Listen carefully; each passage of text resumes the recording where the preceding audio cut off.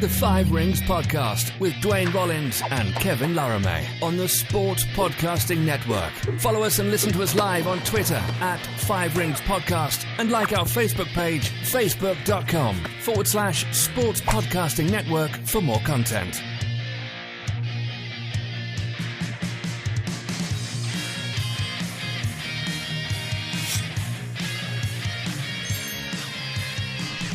Good day, good night. Welcome to the Five Rings Podcast. I'm Kev Laramee, joined by Duane Rollins. As always, an historical day for you today in the world of Olympic football. Duane and I will break down that beautiful match between the States and Canada. Of course, later on Soccer Today, we'll break it down more statistically and look at the entirety of this. But first of all, Duane, how are you today? I'd like to give a special hello to our American listeners. I hope your day is going well. We'll see if that is truly the case. Night was you had a good night last night. Gold Cup, U.S. Congratulations. You are the U.S. men's national team champions of CONCACAF. Also, Canada has eliminated, well, at least no, not eliminated. They'll play for the bronze medal, but Canada is going to go for gold. And we'll talk about that later. But how was your entire night of Olympics, Duane? It was good. It was good, Kevin. Thank you for asking. And I don't want to make this soccer-centric, even though we have a show called Soccer Today, which, you know, when you've been waiting 18 years to watch a result happen, you want to really talk about it. I'm not going to completely associate this entire thing with that. But look, yeah, it's been good. Thank you for asking, Kevin. It's been good. All right. Few topics before we go into our medals of the day, Duane. There's a few news that are happening as we speak in the Olympic world. And let's start with the biggest news of the day, because it was announced earlier today that Simone Biles will be taking part of the beam final. She has decided to participate in the beam final. She had previously withdrawn from the 5 other competitions. She was scheduled to compete at the Tokyo Olympic Games. She has what's called the twisties. She also alluded to it lately, so it's been more or less confirmed what has been troubling Simone Biles on the beam. In her rotation and routine, you do not have as many rotation, and she feels confident and she's doing really well in training. Also for Ellie, the Canadian gymnast, she will be taking also part in this competition. Her ankle is doing better. She did change the possible dismount in her routine instead of doing the double pike, which does bring more impact on the ankle. She has changed to a more conservative dismount, which will not give as much trouble to the ankle. So 2 good news in the world of gymnastics, and we're really happy for Simone Biles. We will see her in the last final of the gymnastic competition at Tokyo 2020 in the artistic gymnastic department.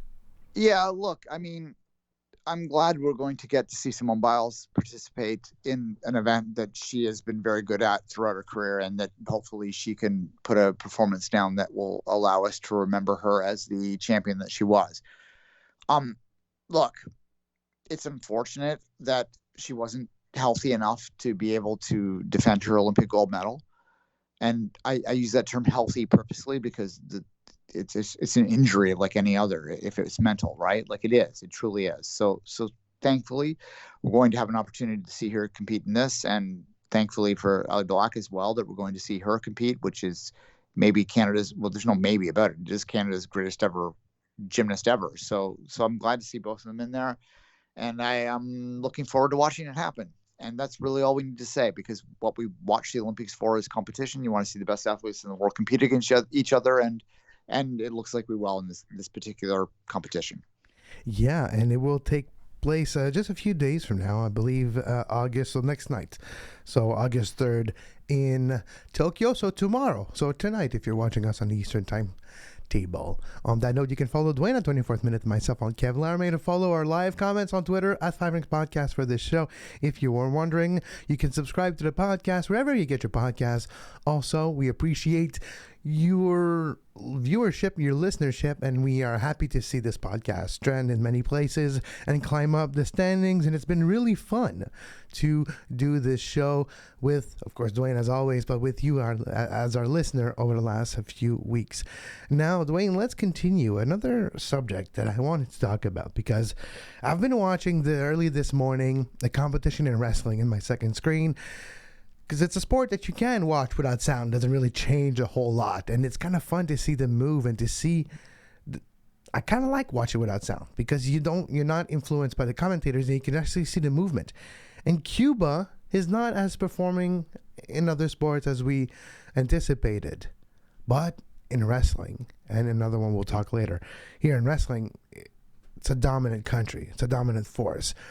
There's 2 gold medals today. Well, there's more gold medals that were done in wrestling, but there's 2 that I want to pay attention to. And it's Horta Sanchez in the 60 kilogram gold medal from Cuba. Mm-hmm. Also, Mijane Lopez Nunez, 103 kilogram gold medal from Cuba. Those were not only big names, Duane, but also Pan American game champion, Pan American champion, Central and Caribbean champion for Horta Sanchez in the 60 kilogram. And when we're talking about Mijane Lopez, he's a legend in this sport. Gold medal in Beijing in the 120 kilogram. Gold medal in London, 120 kilogram. Gold medal in Rio. Gold medal in Tokyo. World Championships? Well, 2005, 2007, 2009. Oh, wait, 2010, 2014, all golds. Add a couple silver, mix into it. Legend of this sport. Now competing at 130 kilograms. That's what happens during your battle with Father Time. Later on, you put a little bit more on, but he's doing it well. And once again, Olympic gold medalist. It was quite a performance, and I really enjoyed the strategy and the pure level of the wrestling of the Cuban wrestlers. I wrestled in high school. I was a half-assed wrestler, so I always appreciate the wrestling competition a lot. And the 130 kilo class is actually the class that I wrestled in high school. So this has a particular sort of thing for me that way. But no, when you're talking about Cuba, Cuba's a country that has a very passionate and historic history and sport period. They've always overachieved. They also are a country that has had a lot of issues through the years.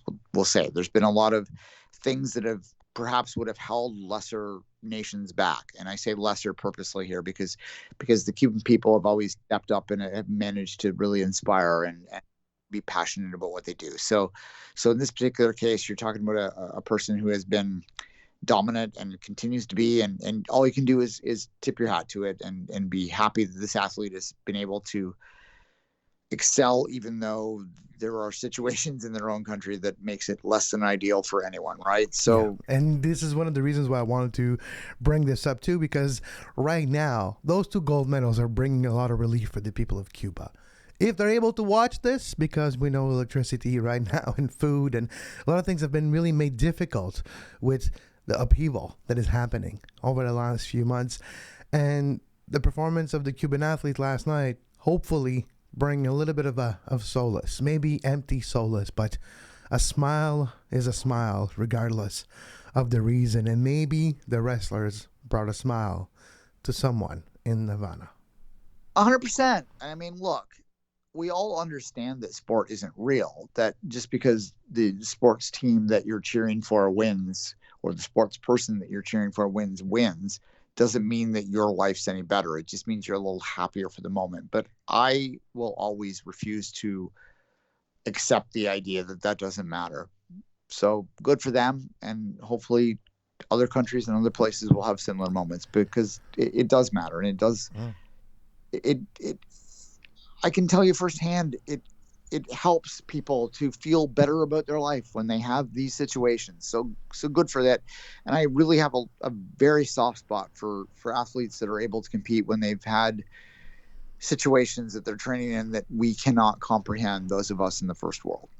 there's no way we can understand what they went through or going through, or even these athletes. The conditions that they train in are very different than other athletes, and we'll talk about that also on this show. It's one of our narrative, because there's always a story behind the performance, and sometimes the story behind the performance just to make us understand how amazing that performance was. And this performance, our poutine medal, I don't know, wait, we're too excited. We're jumping the gun. Yeah, we're no medal, but yeah, we're just talking about, yeah. No, but I mean, I was going to segue into the poutine, but no, let's do the wood first. Let's do our negative, and then we'll fall into an amazing positive that Duane and I have been waiting at least together a decade to talk about, and 2 decades to talk about it in the actual real world. Let's talk about the wood medal for day 10. Rain, weather. Torrential rain interrupted the field events and complicated the work of the track athletes on day number 10.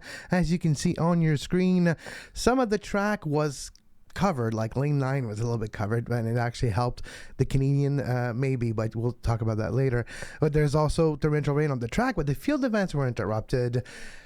The pole vault on the women's final was kind of like a mess. We wish all the best for Alyssa Chapman. She had difficulties yesterday, no heights. She wasn't able to get even a jump in. 3-run to the pole vault station, ended up with no heights. And there's a few athletes that had difficulties in that event. But regardless, rain interrupted the field events and did complicate the work. And when you're just talking about hurdles, the 400 meters hurdles, the heats were going on and not easy to run and then jump. There was a couple casualties. Only one fell during the 3 heats of the 400 hurdles on the women's side that took place during the rain. Only one casualty, you could say. But this could have gone sideways, literally and figuratively. Yeah, 100%. And look, there's no villain here. It's just the weather, right? Like, it sucks. And it would have to absolutely suck if you had trained your whole life and suddenly you're racing in the heat and there's a torrential downstorm. The commentary I was listening to, they were stressing the idea that athletes should train in all conditions, and perhaps, but those kind of conditions really aren't something that you're going to expose yourself to unless you have to. And should competition be held in all weather? That's also the question. Like, what's really the difficulty of delaying it for a while when there's no one in the stands and no one is really affected by it? Just run the TV coverage a little longer. Which you nailed it. It's about the TV coverage, and that's the thing that we can't, which our show would not exist without, unless there's a whole lot of Patreons that come on and give us a whole lot of money to go to Beijing in 6 months. We're going to be covering the Winter Olympics as we're covering this off our TV. So like the TV runs a lot of this stuff, right?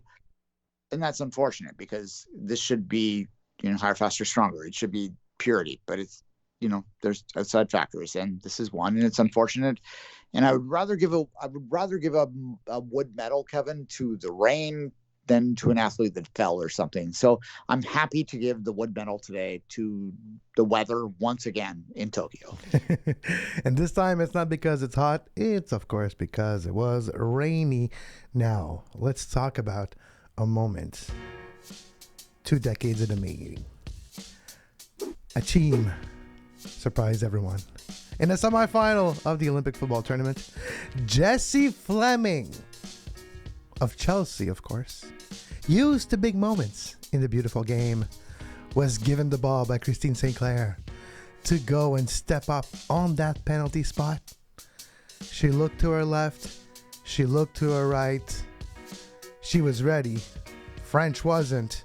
Side net it was. 1-0 Canada. And for the first time since 2001, a night in November, the Canadian women's national team has triumphed versus their rivals, their neighbors, their brothers and sisters and partners, teammates. But this time, the Maple Leaf is on top.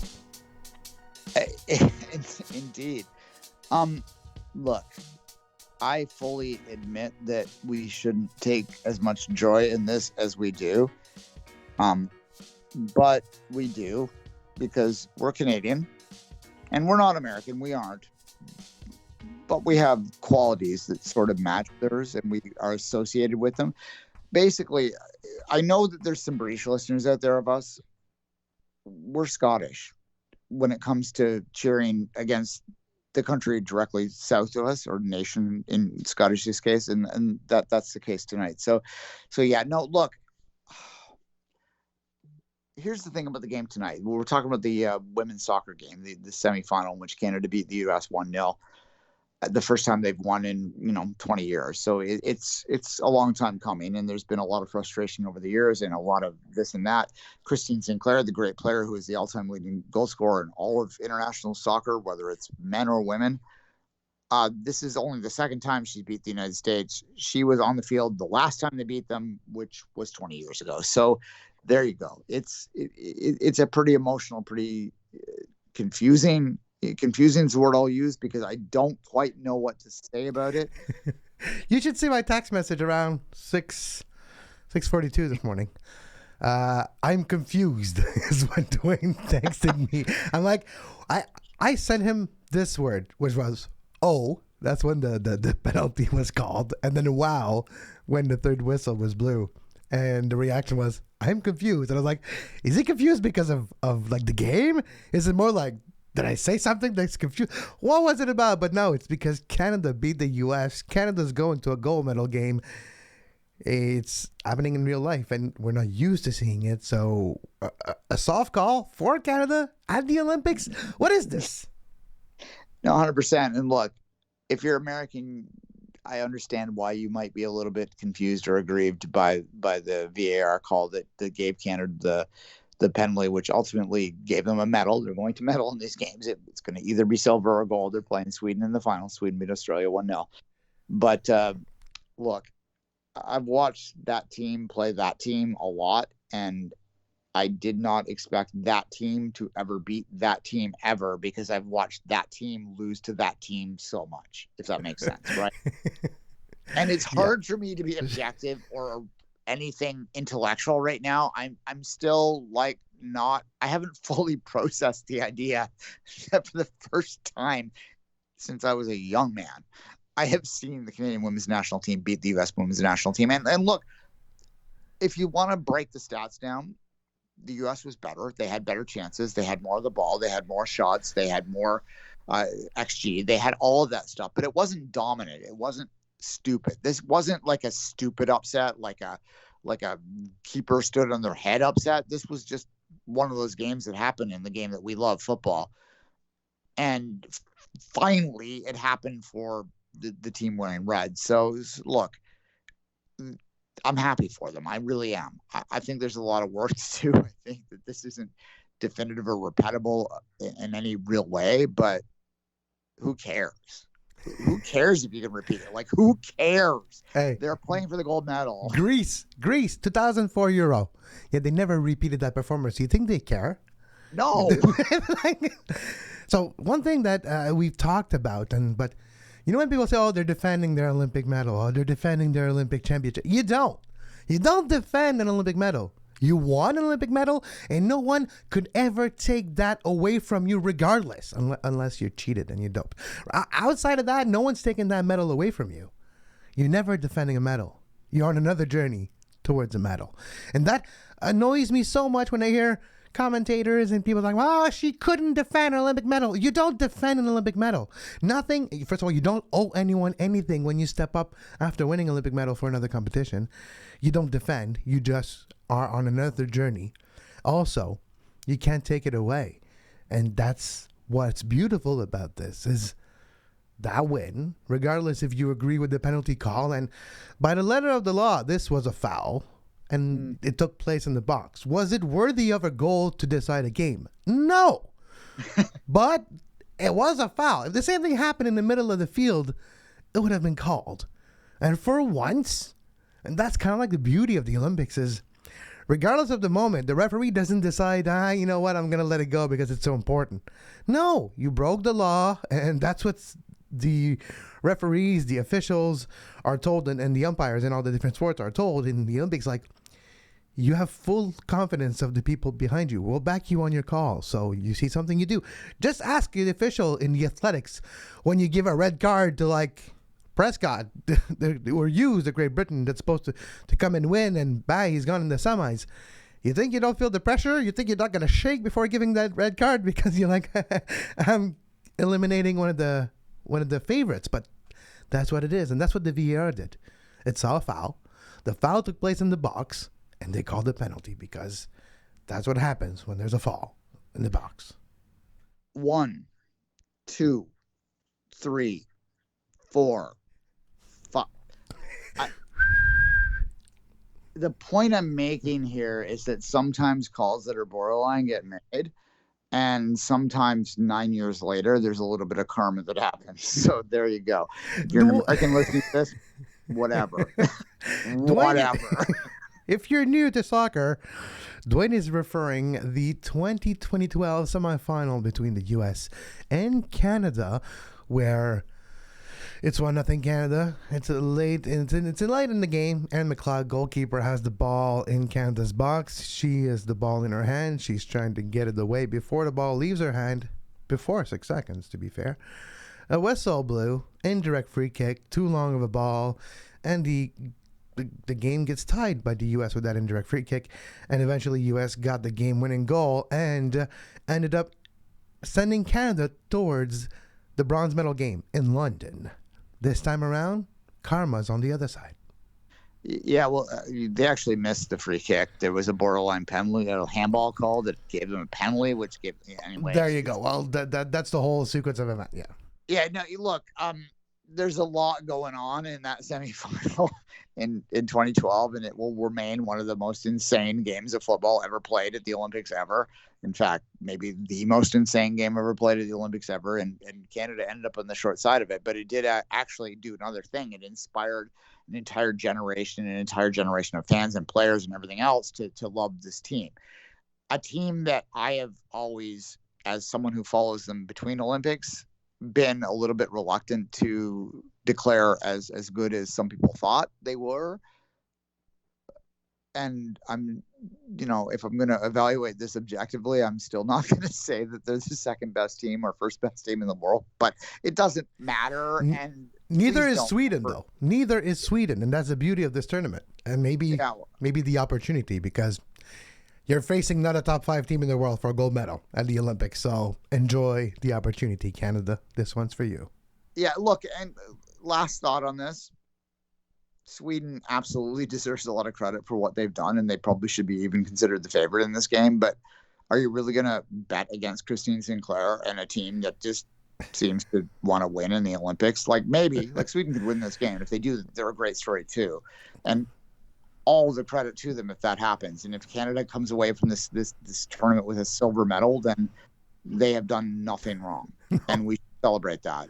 But damn, man, they have 90 minutes, and Christine Sinclair could come on. She has to retire. You win the gold medal, Sinclair, just take your shoes off, leave him in the middle of the field. Sorry, go ahead. Walk off the pitch. Yeah, leave your shoes there, just like a boxer leaving the gloves in the ring, or a wrestler leaving the boots in the ring. Leave your cleats in the middle of the field and never touch a soccer ball, at least professionally in your entire career. That's what I would do, but we'll see. But maybe that's what she's waiting for too, right? So, yeah. All right. Well, yeah. No, look, we could talk forever on this. It was a good night, and look, the U.S. was better. They've been better for 20 years. They're still a better team, but tonight Canada won, and they won on the right night. Exactly. Rudy played a game for the Irish, right? Exactly. And Eddie the Eagle landed. That's what happens. 1 time out of 9. In a movie called Little Giants, 9 times out of 10, the favorite bigger team will win. But there's always the 10th one. There's always the 10th one. And before we go into our bronze, our silver, and our gold medal for today, we'll have a short break, and we'll be right back on the 5 Rings Podcast.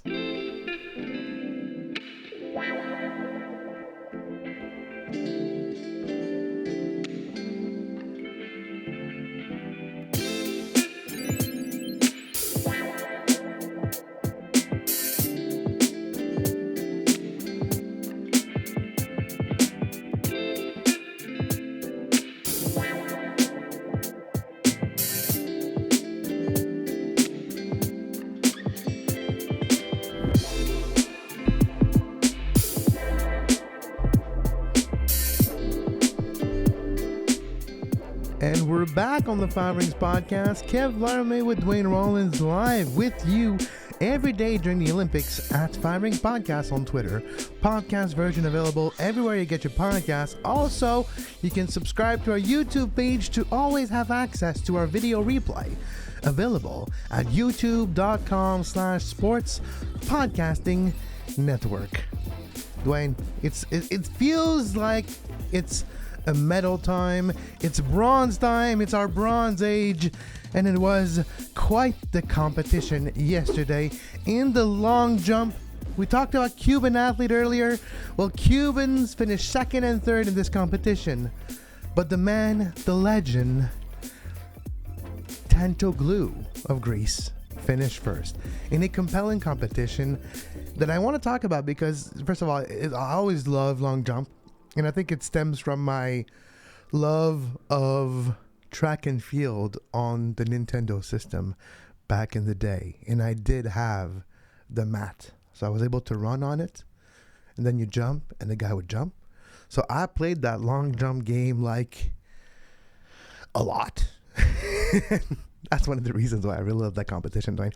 And technology brings us enjoyment sometimes in these competitions. And what's fun about the long jump and the technology is they put overlay lines on the sand where the world record is, where the Olympic record is, and then the leader where he is for the gold, for the bronze, and the silver. So as soon as someone jumps, you can, with the shape of the hole in the sand, you kind of like can see where they are.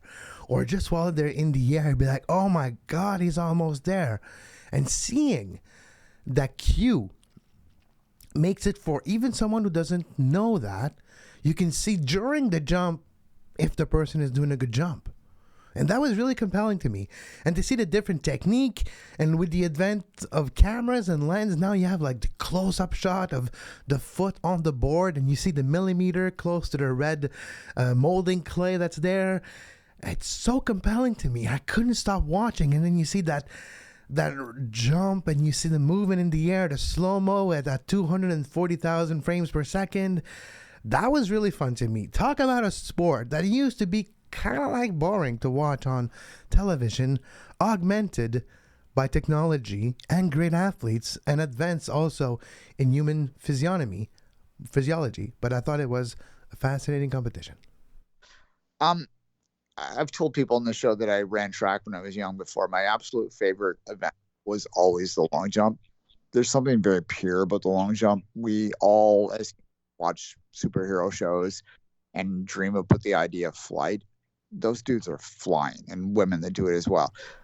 I want you to take a tape measure if you're at home and you think the long jump's not impressive, and measure out how far they jump. So measure out 8.41 meters, then a board of 21 centimeters behind it. Okay? So that whiteboard, sometimes they're not even touching it. So add some at the end because crazy results. Let's just quickly talk about the winner here.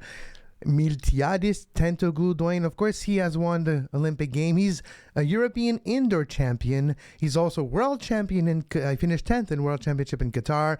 He's been a European powerhouse in long jumping for a long time. In Rio, he finished 27th. He was really struggling, but that progression since then really shows a lot.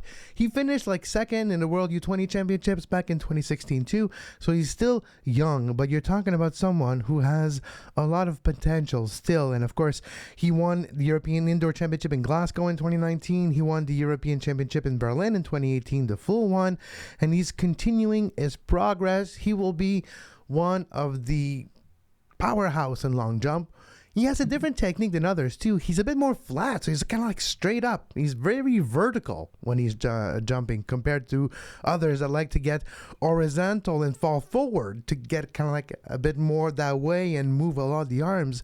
Tantoglou is more of a static type of jumper where he gets in his position, he stays almost immobile, and he stays straight, and then he lands. It's fascinating way, and maybe the beginning of a new way to long jump that's different. You remember in the High jump, we've seen different technique over the year. Famously, the Fosbury flop was used all the way to the technique that is used today that is more efficient.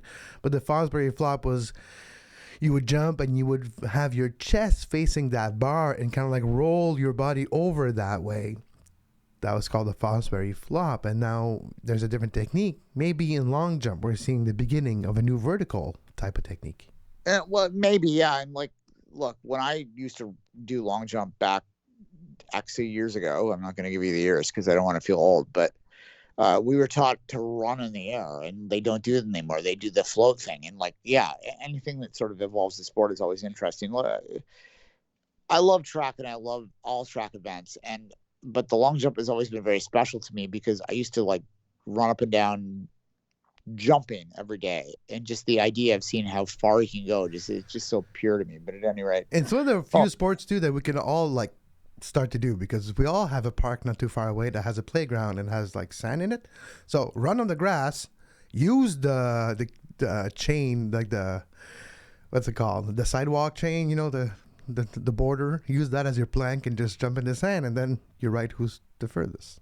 Yeah, no, I'll tell you what, it will absolutely underline to you how much PRs matter, because if you jump and you notice that you always jump the same distance, and you will get a little bit better the more you do it. The faster you get, the stronger you get.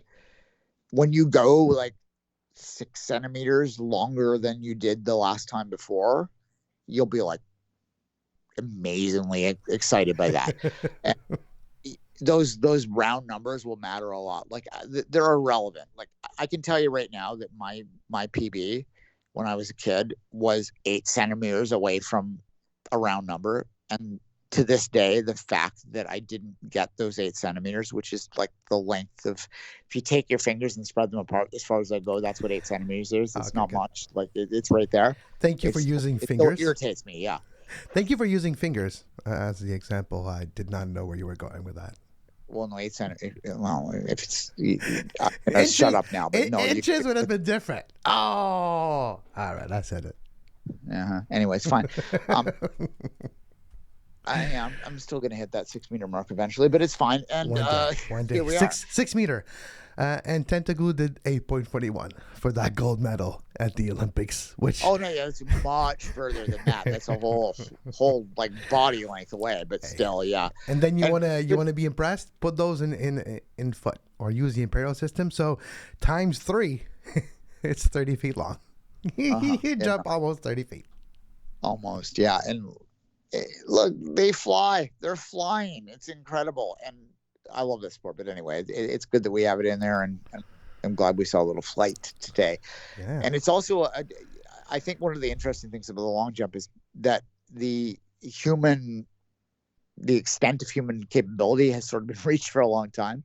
Bob Beamon, back in 1968, with wind aided and low altitude, hit a very long jump that was eventually was beaten, but not by much, by like basically a toenail. And that's basically as far as anyone can jump. Eventually, I think someone might jump 9 meters, but that's about as far as we can go. And it's also the day where an athlete of that caliber will decide to do it at long jump, because you know Lamont Jacobs, before being a gold medal sprinter at the Olympics as an Italian, well, he actually started as a long jump, and he focused on the sprint over the last few years. So there's also that aspect. It's not like there's a lot of money in the long jump. You know, it's not where you're going to get fame. Like, even if you win 10,000 gold medal at the Olympics in long jump, sorry, that Sports Illustrated cover will be hard to get. But maybe someone will have an athlete so well-rounded they'll decide to do more than one event. And maybe it's that young Harrison for the United States. He's a high jump and he's a long jump. He was a contender in both, and he made the finals in both. So maybe he's the contender to eventually break that record. Yeah, sorry, quickly before we move on. Before 84, like 84 was the last time it happened, the 1-2 4x1 and long jump was the ultimate for it. That was considered like kind of one of the great track and field athletics things you could do. And since that time, a lot of people that have been sprinters, well, not a lot of people, most sprinters have not done long jump. Like, it's not in the sort of spectacle of what they do. So that's kind of a shame. And I hope that we do one day see someone try to do the 100 long jump double again, because it's a remarkable thing. And it's similar skills. Speed matters a lot in that event. Yeah. It's basically just knowing your stride length and being able to match it to where the board is and then execute. And then you might have a good long jump. We'll see if that happens ever again, but that may be the reason. And maybe we'll see more or better long jump coming in the future. Let's talk about a silver medal for day 10. It is Jasmine Camacho Quin. New Olympic record in the semifinal. You don't see that too often. Usually you keep a little bit for the final, but she did. She kept enough to get that gold medal for the final. Yes, she's from Puerto Rico. She had the opportunity to represent Puerto Rico from her mother's side. She is, of course, from the USA. He is an athlete for Kentucky in the NCAA. She's a legend. She has won almost everything you can, from Division I outdoor, indoor championships, from easily the SEC championship, invitationals. We're talking about even great performances in the Diamond League event. She finished first in Florence earlier this year in the 100 meters hurdles. And she did a new Olympic record in the semifinal. All the conditions were there. And for the final, she almost did a perfect race and was on pace to break that Olympic record, if not even world record pace. But she kind of nicked that 9th hurdle just a little bit, and just enough to cost her at least 11th hundredth of a second, which cost her another Olympic record. But she still has the Olympic record, her first gold medal, after having difficulties in Rio, where she was eliminated in the semifinal. She got DQ'd. This time around, she made it to the final, and she finished on top. And if you could read lips at the end of that race, the camera was on her face, and she says, "I effing did it. I did it." You could just see that on the lips. And I can only imagine the feeling of doing something that I can dream of forever. And the moment you realize it, there's a wave coming over you. And the only thing you could be like, I freaking did it. I just did it. And then, it's beautiful. Well, 100%. Yeah. Like, I mean, we can't comprehend what they do. And we've talked to enough Olympians over the past little while that will tell us that it's all about the PR, or PBs, pardon me, and world championships and all that. And it is. I believe that they believe that. But I think that Olympic gold medal is something a little more special, even deep down in their heart. They're being a little dismissive of that. But regardless, look, I think one of the things that you mentioned there is the fast time they ran in the semifinal. That's an interesting point to drill down on.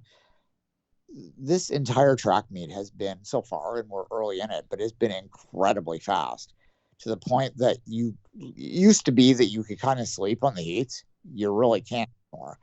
There have been great sprinters, great racers that have been on the border or have been eliminated early, and that's all you can ask for in a track meet. Like, you don't know. Like, when it gets to a final, you just don't know, because there's been so much that happened before. And there's so much to go still, and it's amazing. And yeah, they've absolutely stepped up and have, even though there's been an extra year, they're laying it down and they are racing hard from the get-go, and that's amazing. The conditions on the track are not easy. It's varying from 35 to 40 degrees Celsius every single day in the Olympic Stadium. The thing is, for sprinters, so for 100 meters, 200 meters, or maybe all the way to 400, but then it becomes more an endurance sport, and we have seen these athletes struggle. We have seen the Jamaican, after qualifying first in his heat of the 400 meters, being carried off on a wheelchair off of the track because he couldn't even walk. He collapsed. So you're seeing that type of performance from the track at the 400, but for the 100 and 200, the conditions are perfect. It's muggy, it's hot, it's humid, a little bit of altitude. That's just perfect for sprinters. Will we see a world record? I don't believe so on the 200. Will we see another great time in the Canadian and more performing well? I believe so, because the conditions are there. We have seen Andre DeGrasse perform well. We'll have the heats of the 200 man later today. The 200 meter women final will take place day 11 in the morning for us on the Eastern Time board. So that is also something fascinating to keep an eye on.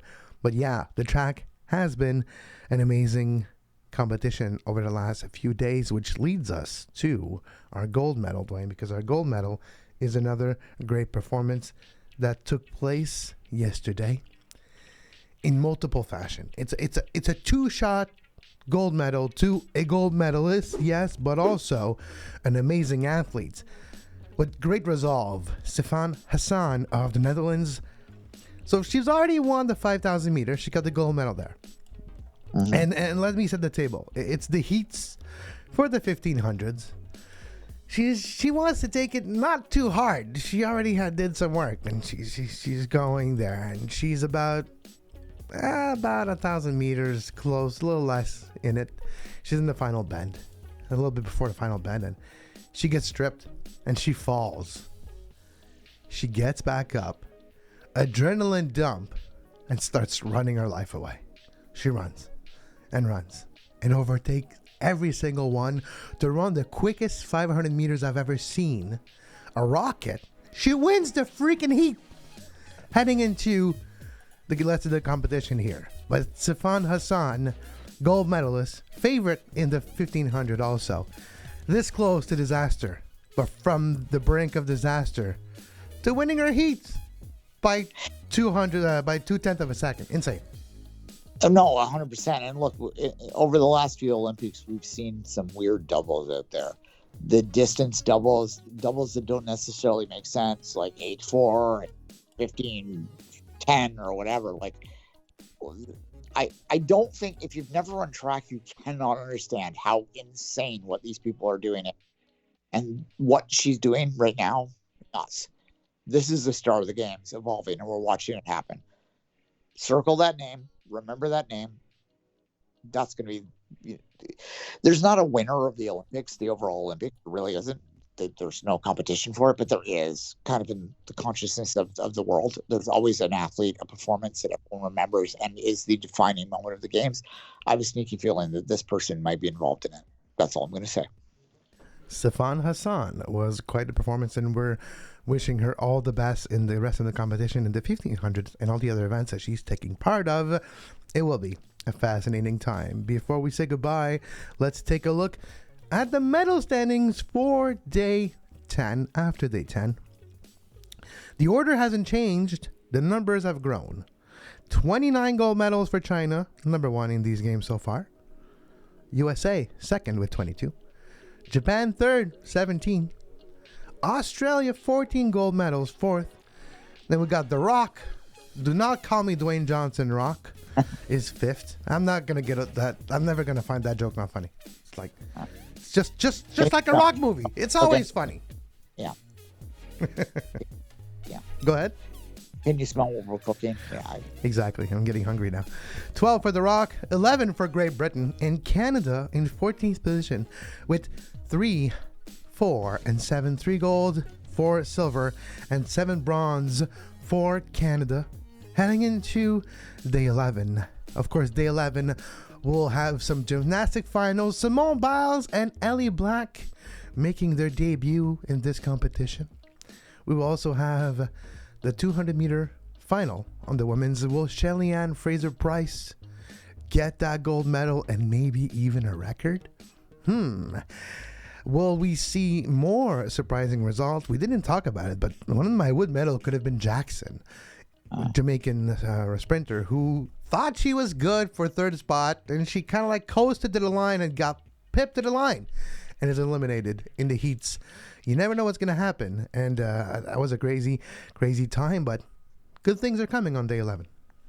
Run to the line. I was taught that when I ran track. Run to the line. Lean in. Why are you holding up back? Why are you pointing in the air? Run to the line. Yeah, exactly. You never know. And gloating never amount to a funny moment. For that, no. Exactly. On that note, Duane and I will have some sleep. We'll get ready for day 11 and tomorrow's show. Until then, you can follow Duane on social media at 24th Minute, myself at Kev Laramee, and this show at 5 Rings Podcast. As always, live Monday to Friday for you on this beautiful thing that is podcast, YouTube, and everywhere you can get your show, and on Twitter. But as always, until next time, have a great Olympiad.